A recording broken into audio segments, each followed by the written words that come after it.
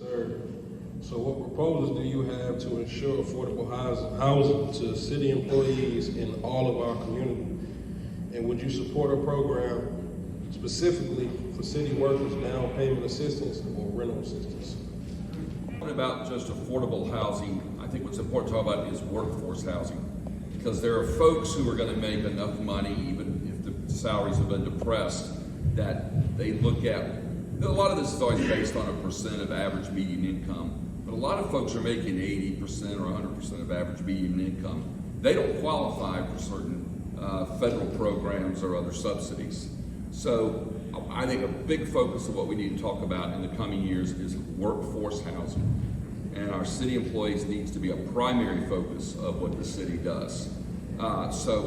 We've been working on some proposals at the General Assembly to provide ways for developers to do this through the marketplace. But to your question also about support for rent and for down payment, absolutely, I would support those programs and consider how we can provide workforce housing. Both city and county government also own a lot of land that's not being used right now. The county for years has been talking about providing some of the land that they have. I mean, they're just sitting on it. It's just sitting there. Go down to Lowe's Grove School, for instance. If you remember the old Lowe's Grove School, there's land that the county owns. And for years they've been sitting on it saying, well, we're going to do teacher housing. And they've been waiting and waiting and waiting. What are they waiting for? I would love to see an inventory of city property that could be converted into affordable housing that the city can partner with. There are partners who are eager to do this. The county has a willing partner for teachers. I just am confused why the county won't do that on that land they have down there. There's land where we can start putting affordable housing. And these are going to be affordable houses, the tiny houses. You see a lot of these things that are out there that are actually very attractive, that folks can get into with moderate incomes at AMI or just below AMI. So yeah, absolutely. I think workforce housing has got to be a priority, and we should, as we're doing that, keep our city workers first in mind. Thank you for the question. I think it's a phenomenal question, actually. We have yet to really tap into all of the options that we have available. I talk a lot about building diverse housing options along transit corridors so that you can be able to get to and from work wherever you want to go and build along those corridors, whether it's bus rapid transit or as we eventually expand the rail.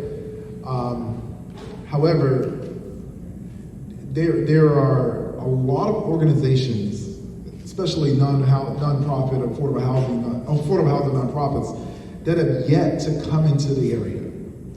And a lot of times they're really afraid because people say, no developers, no developers, no developers. Not all developers are good, not all of them are bad. I'm looking forward to setting a culture in which we can work with folks that are willing to build to our needs. And there are many mechanisms in which we can take advantage of. I look forward to the state finally getting the housing game, because the state has taken a lot away from us. So I'll be looking forward to that coming. But we can build smaller footprint housing that would be more affordable. We can partner with self-capitalizing developers that would actually allow us to work with them in creating workforce housing. And I know you hear a lot of folks say, oh, well, we can't do this, we can't do that. No, when you build relationships and partnerships, public-private partnerships, there's a lot you can actually do. But you have to have the leadership to set the culture to actually welcome that type of environment. And that's one exact way I know for a fact we can make happen. Thank you. I would say that there are a number of projects in city-owned land, like Willard Street, and the possibility with 505 West Chapel Hill Street, and also just knowing like DHIC came in with Hardy Street. There are lots of projects that could be directed to make sure that there are a number of city employees who are included in them, and I would not have any problem directing that or setting some number up around that so that we could make sure that our city workers actually have access to, but that's rental. On the home ownership side, it's going to be a little bit more difficult, and we're going to actually need to create that home ownership or actually create those projects. I think with the way in which the county has shown the city, you know, coming in on housing. That's not what they do, but that's what they're doing on 500 block and 400 block of Main Street. There's lots of possibilities. I've seen them all across the country, in Selma and in Mobile, Alabama. We are not putting our effort in actually developing the housing that we need. And so I would definitely say that the program, the second mortgage program for $80,000 could be directed to city staff. And I would say that the rental assistance should be available to everyone, any and everyone that is facing eviction based on the policies that we have in place now. I'm really excited about what's possible, just knowing that there's billions of dollars out around energy and efficiency and the housing that will come. I just left a project up in North Durham where they are, it's a zero energy. So just know, like, not just building housing, but housing that's actually sustainable. And so your energy bills are lower, which makes more money in your pocket. I get a little long-winded on that. Piggybacking on what they said, definitely have to be in support of those programs, and also just trying to definitely work with the different developers and stuff to try to get these areas where, if they are investing in the community, try to get them to build some more areas and stuff where those houses and stuff can be more affordable for them. Once again, I think I know too much.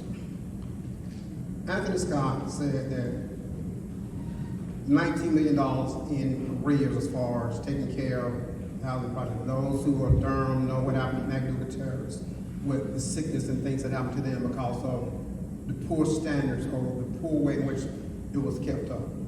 They took $40 million, got $40 million and put it downtown. You have these housing projects that are in disarray and they're having problems with them. I contacted Anthony Scott, head of Durham Housing Authority. Our church has purchased 6 acres, which we have over in about 6 acres we have in the Bragtown area. We said we're willing to partner with them to create low-income housing. You know what our response was? Nothing. I'm telling you, we've got to stop being played by politicians. And the only way that's going to happen is we've got to come more vocal, got to speak up, and that's the reason why I'm running. Because I see the things that are happening. I've studied the economy. I've looked at the economy. I know what's going on. And I realize that a lot of us don't know, and we have no one to speak up for us and articulate our concerns. And that's the reason why I'm running for mayor. Because I've seen these things, and I know what can and cannot be done in a lot of these areas. Housing here in Durham, what they did, for what they call affordable housing, that's a lie. They took the income from Durham and matched it with the income in Chapel Hill, and Chapel Hill's average income is much higher than the average income for Durham. They put them together, say now we have affordable housing. People making $60,000 and $70,000 qualify for. Thank you. So that's what's for me. Take the word affordable out, because there is none. And I'm speaking because I live in DHA property, okay? And I'm 64, a senior. So you got senior citizens and people that are disabled are being priced out, losing their homes because of development. Now, I don't have a problem with development as long as you don't run people out of the city. And then you got the tiny homes. Now look, tiny homes ain't but 700 square feet. You can't put 5 people in a tiny home. And you got ADUs. You can't put a lot of folks in there. So I do agree with supporting y'all as far as assistance is concerned, because if you're gonna live in Durham, you're gonna need assistance, period. But as far as putting people in mixed incomes, Willow Street is a major problem right now with people all ages over there. Every time you look up, the police is over there. See, we ain't telling the truth about what is going in Durham. I'm telling you the real truth because I'm in it and I see it every single day. And let me tell you something, you get repercussions for speaking out. People that say they love you and care for you, start speaking out. You'll find out they'll do just like this. I'm sick and tired of folks being phony.